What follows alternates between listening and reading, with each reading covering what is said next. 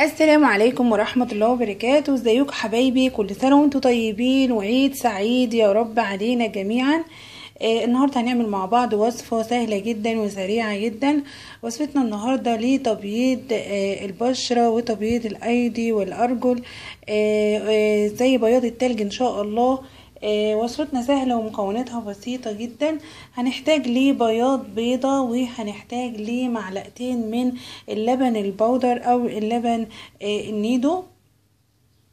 يلا بينا نعمل الوصفة مع بعض ونقول هنعملها ازاي. ادي ده بياض البيض اهوت زي ما انتم شايفين، وده الحليب البودر اللي هو حليب البودرة. هنخلطهم الاتنين مع بعض بالشكل اللي احنا شايفينه ده.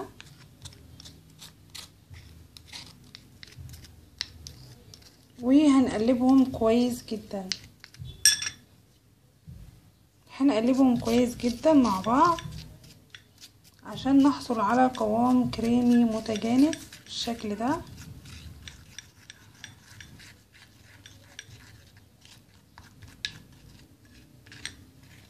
وصفة سهلة جدا وهتحصلي على بياض فوري ان شاء الله. مكوناتها بسيطة جدا جدا يا بنات، اهي مفيش الا هو يا دوبك بياض البيض واللبن البودر.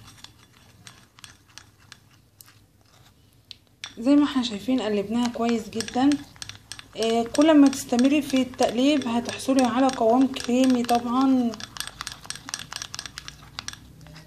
اهو يا بنات زي ما احنا شايفين كده.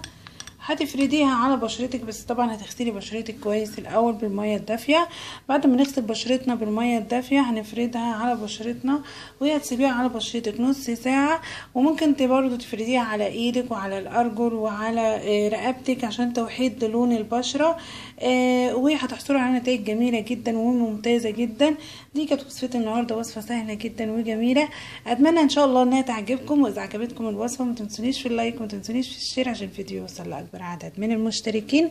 وما تنسوش تشتركوا في القناه اللي ما اشتركش في القناه، واكتبوا لي اقتراحاتكم وارائكم في الكومنتات، والوصفات اللي تحبوا تشوفوها على قناتي باذن الله. وانتظروني الفيديو الجاي مع جيجي كل حياتي.